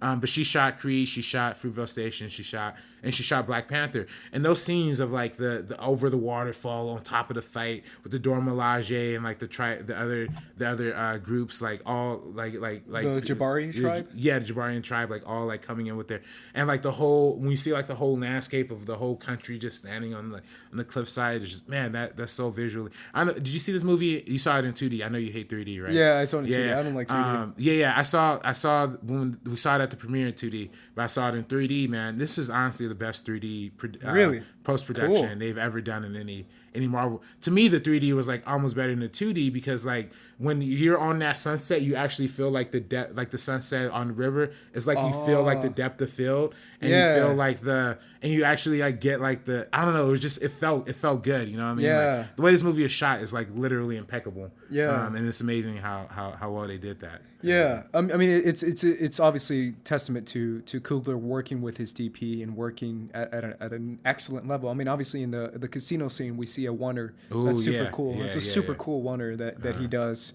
and obviously the different aspects of the action in this movie is really cool because in that scene in Korea and the car scene and stuff, we get to see the Wakanda technology, and we get to see characters like, let's talk about the different characters like Shuri. What do you think of Shuri? Because Shuri had the opportunity to be like the Q of the Wakandan people and of Black Panther, and to help out in the sense of her technology and stuff like that. Yeah, I thought she was funny, man. I thought she really was like the biggest standout, I think. People really like Shuri, man. Yeah. Like that's what Twitter's going off about is Shuri liking her the most. Well, she's smart, she's young, she has like a really funny perspective.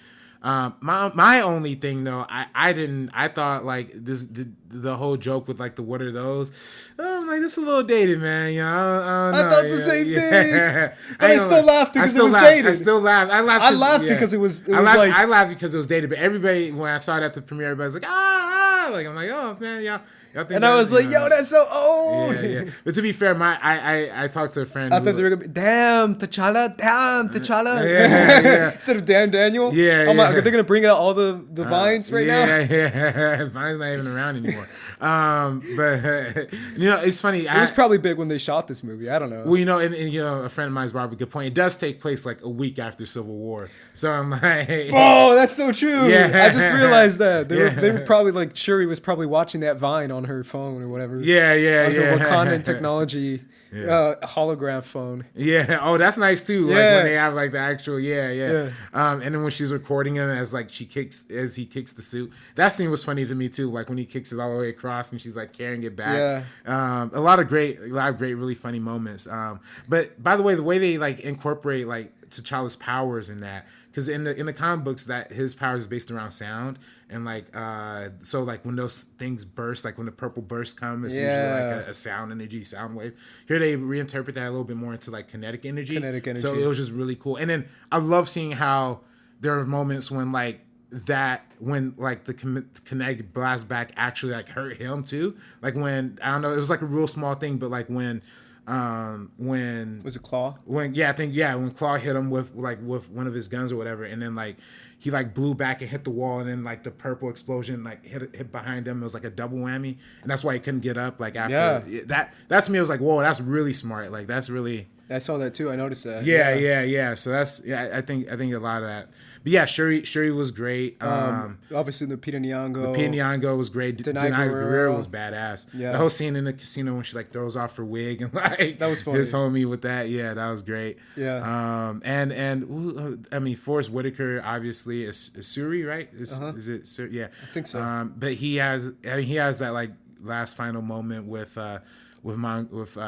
that scene before where he has to argue with T'Challa and tell him like the actual past and what happened, and then that scene where like T'Challa's about to get killed and he steps in and like it's like, just kill me instead, I'm the one who killed your father. Like a lot of great emotional things with that. Angela Bassett, absolutely fantastic. You know who my favorite was? Who's that? Because everyone was like Shuri, Forrest Whitaker, Bassett. Mine was Winston Duke. Winston Duke, yes. as the Jabari King. Yeah, that guy was dope. I think his name was it M'Baku? M'Baku, yeah. M'Baku? Yeah, M'Baku, yeah. Yeah, that was my favorite supporting member. I thought he was dope because at first when he came out and he fought T'Challa, I'm like, all right, it's just a big guy who wants to fight and wants to be the king. Yeah. But when he comes back again and when they're asking for his help and he's sitting on the throne and he's badass in the mountains, funny, and I'm just like, yo, this guy's cool. I like this guy. Yeah. And to me, that was the funniest moment in the movie was when like Martin Freeman was like trying to talk and Bob was like, woo, and it's like, and it's like, woo, woo, woo, woo, and like just starts barking them out.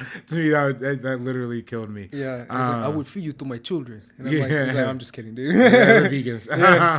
That's also another great like 3D moment too. Was like seeing like those like bones hanging off of the. That was the dope. Yeah, the production design. Production design was dope. And the costumes too. By the way, like Ruth Carter she killed it. Yeah. That's the thing that stood out. Obviously, a lot of people focus on the story and all that, but the stuff like that stands out to like people like my mom who are like really into costume design. She adores the costumes from Black Panther. It's so good, so freaking good.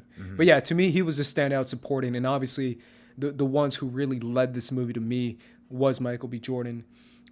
Michael B. Jordan even more than, to be honest, Chadwick Boseman. I mean, it's just different because I feel like T'Challa's character is much more of a stoic, pressured king. Well, we see more T'Challa's story in Civil War. True. So then this was not really T'Challa's thing. But I mean, that was kind of my one overarching issue with the movie. Though. Sure. There's a lot there. If we have so much richness in the world and the ancillary characters and the villain, Black Panther almost gets sidelined to the point where like there's literally 20 minutes of the film where he's like nowhere to be found. Sure. No, you could kind of retitle the movie Wakanda and would have made almost more sense than like titling it Black Panther. Very true. But I mean, but other than that, let's jump into that. Let's jump into. Why don't you throw a few more at me? What are a few more negatives? Negatives. I mean, they're like little. I mean, when I was texting you about it, you thought it was silly. I kind of did because I was like, oh, I don't care. Yeah. I thought the rhinos were a little stupid. Sure, they were, but yeah, we didn't see like. As soon as you told me the rhinos, I'm like, bro, the freaking casino bite and it's the Last Jedi. Yeah, that's way worse. That's way worse. The horse racing that was way cheesier. Yeah. Than the rhinos in here. The rhinos. I just kind of felt like you don't see like panthers come out with the Dora Milaje. You don't see like apes coming out with M'Baku's tribe. Yeah. But you see the rhinos come out with. They just wanted to have Daniel Kaluuya ride a rhino. Yeah. Essentially, which is not a big complaint, but that's a little stupid. And I think the whole infight on the train, it was cool for the most part. But the CGI did get a little wonky. 100% agree with you. I've talked about this at super long lengths, but I've always said I'm a big. My brother owns a stunt. My brother owns a stunt company. Yeah. He has a stunt team and a stunt group.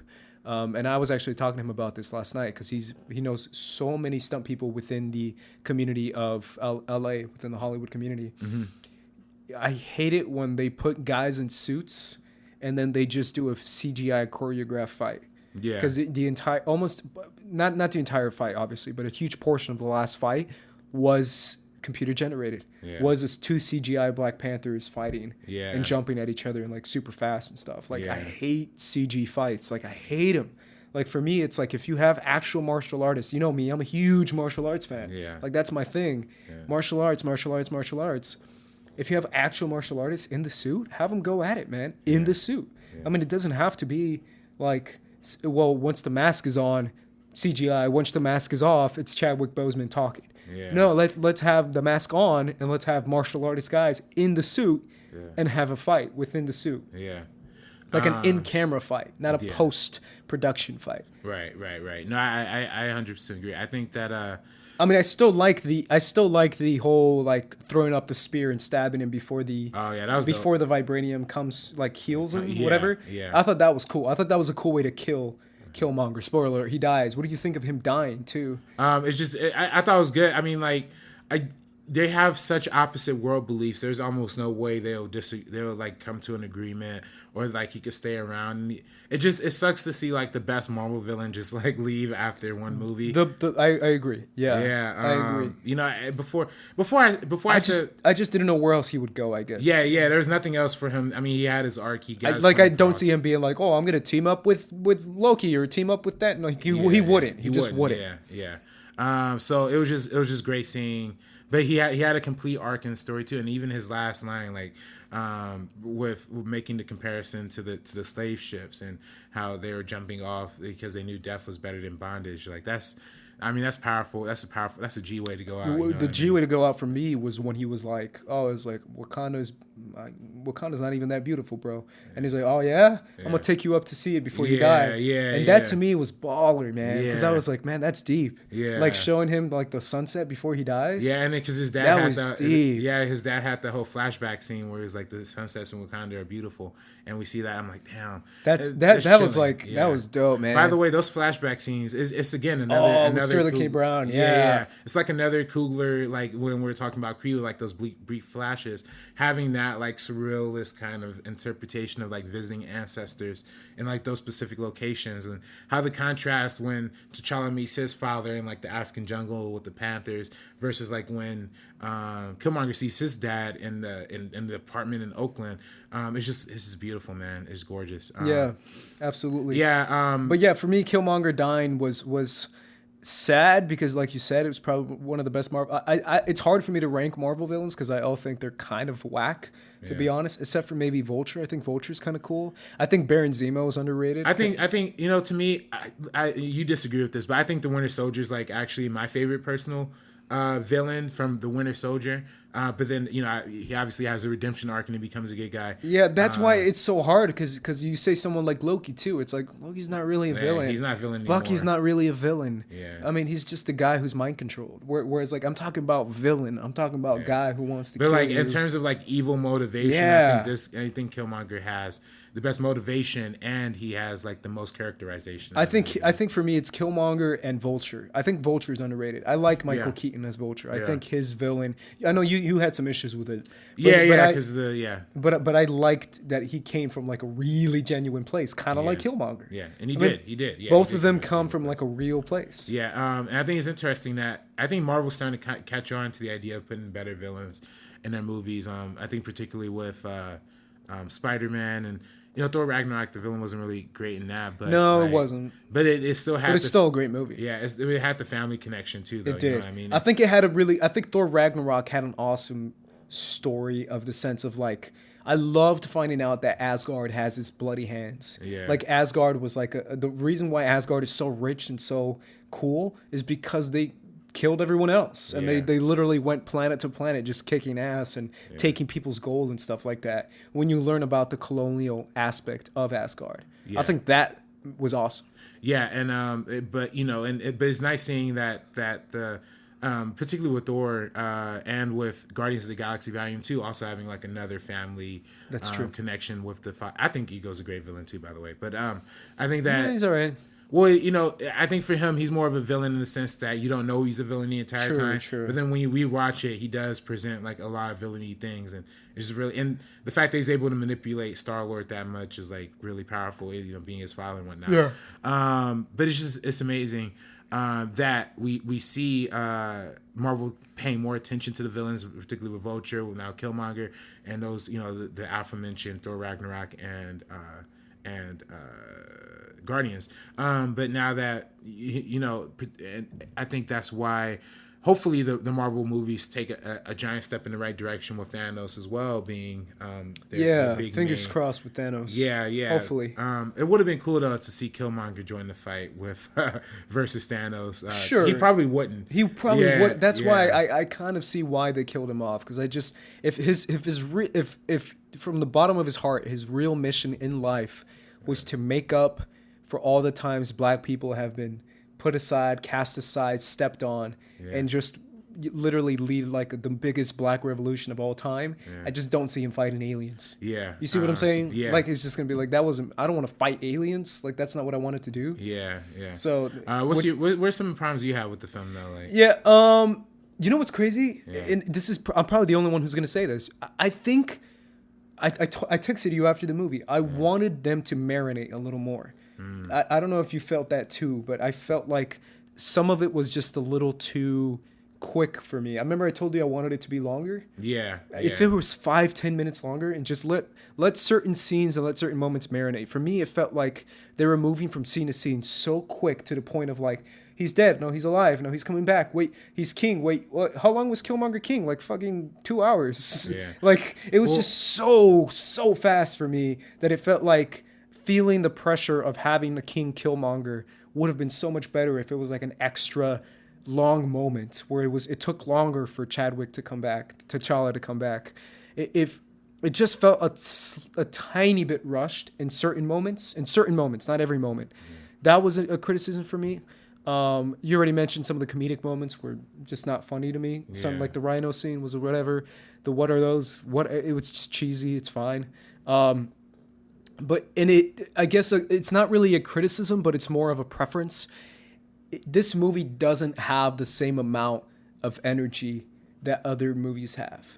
This is very much a much more quiet, subdued, slow, not slow in the sense of pacing, but slow in the sense of like, this isn't like a 1-2 beat, 1-2 beat, 1-2 beat. Yeah, it's like Thor Ragnarok. It's like it's following like, Thor Ragnarok is probably my biggest issue, because following Thor Ragnarok, which is I've said it before, it's one of my all-time favorite Marvel movies, top 3 for me. It's this one doesn't have that punch. This one's much more like, what do you think? I don't know. What do you? And it's great, but it doesn't have that same kinetic energy that other films have had before, and that's fine. That's kind of why I liked it too. It's like a two-edged sword. That's kind of why I liked it, and that's kind of why I was like, well, I do wish like it was a little punchier, but at the same time, that's not what it was gonna be. It was gonna be a thinking man's piece. It's all about social structure. It's all about inequality. It's all about black people. It's all about Africa. It's all about different aspects of society. And that's what that movie is. Not every superhero movie has to be a certain way. And that's why I liked it too. But that's another issue that I feel it didn't have the same amount of energy that other Marvel movies have had. No, I mean, I do think there are moments where the scenes do cut a little short.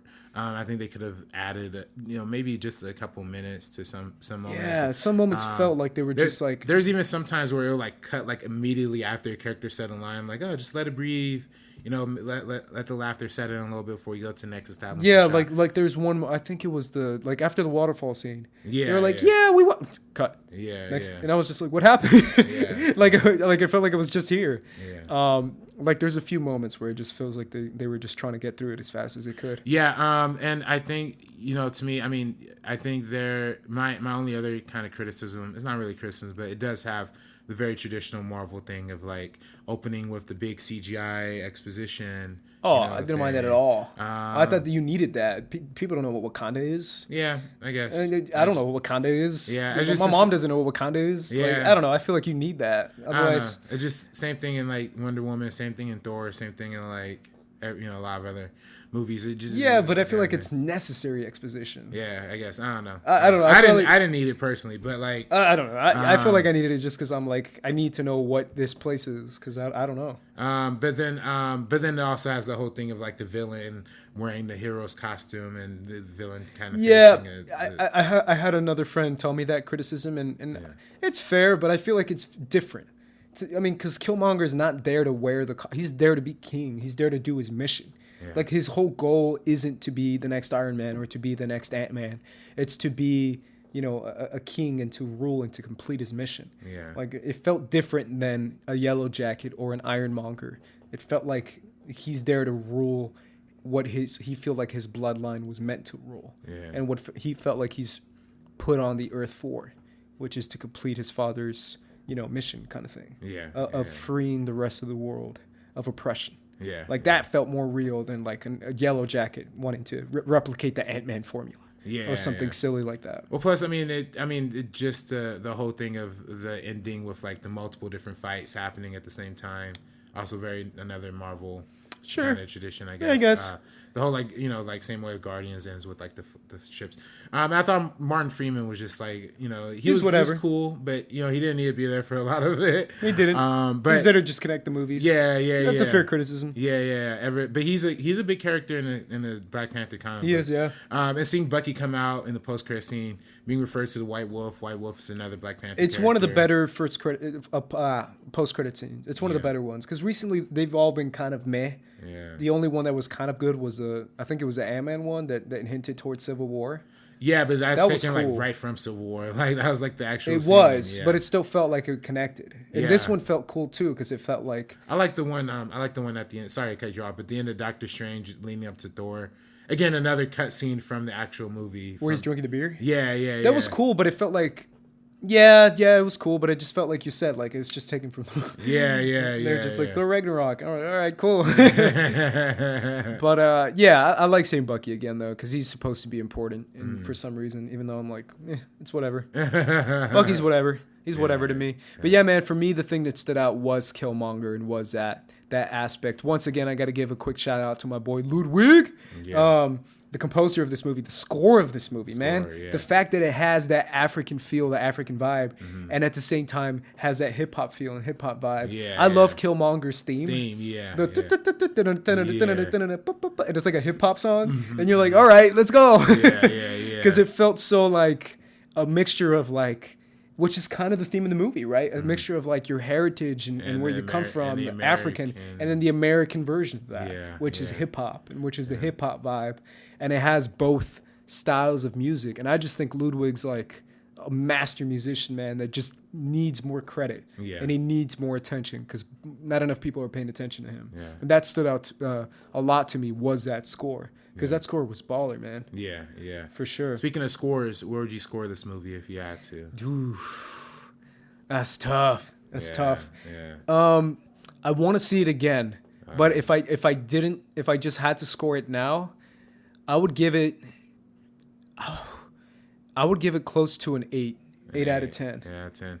Yeah, close to an 8. Yeah, I think I give it 8.4 in the Collider. By the way, people, 8.4 is a good score. I didn't see your Collider thing. Yeah, on the Collider thing, everybody was like, "Oh, 8.4, he fucking hates the movie." He gave it the lowest score. I gave it the lowest score because everybody else is giving it like 9s. Everybody's paid by Disney, obviously. I'm kidding. He's joking. I'm kidding. He's joking, guys. I'm kidding. Please. But no, fucking Christian's gonna watch this and be like, "Yeah, we're never putting this." Christian's not watching again. this. Yeah, he's not. Yeah, 8.4 to me is what I said on the Collider one, but you probably put like an 8-ish kind of. I would put it at an 8. Yeah. It's a great film. It's a great film. Yeah. It's a great. It's a thinking man superhero movie that really pushes the boundaries. And to finish up a little bit on our Black Panther talk, the first post credit scene, the mid credit scene, was about the fact that Killmonger's mission, in a way, was kind of completed. Not necessarily to the extreme that he wanted it to, but he wanted Wakanda to open its doors and to finally just like not hide their resources and hide their technology and hide their riches and share it with the world. And in a way, T'Challa listened to his cousin. Yeah, and agree to do that to an extent, and with having that scene at the UN where he says we're going to open our doors and we're going to let people in, and the fact that we live in a time in a political atmosphere right now where we're talking about refugees, where we're talking about climates, where we're talking about racial issues and racial discrimination, and having that be the message of the movie is so powerful. That I feel like that was probably the best part of the movie. Was the fact that the movie ended with T'Challa opening up centers in Oakland, and having Shuri, be a person who can help out people with her knowledge and her power. Think about it this way, man. Shuri might be like, I was thinking about it when I was watching the movie. She might be the next Tony Stark, bro. Well, I mean, people are, she could be like, Ironheart. Ironheart is like the next Iron Man. The next Iron Man. Once Robert Downey Jr.'s contract is up, I mean, who's smarter and who's more technologically advanced? Well, that's the whole thing on Twitter is like she's 16, who's like smarter than Tony Stark. She's Tony Stark level. Yeah. And I mean, obviously Peter Parker, but Peter Parker is like. No, she's not that. I mean, Peter Parker's not that smart.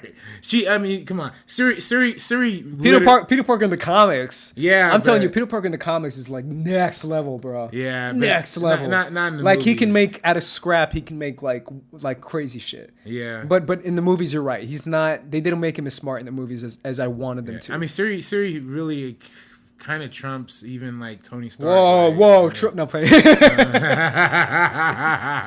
By the way, that post-credit scene does address like the whole modern politics division, building walls kind of thing. It's oh yeah, he said let's instead of building walls, let's build instead of building barriers, let's build bridges. Yeah.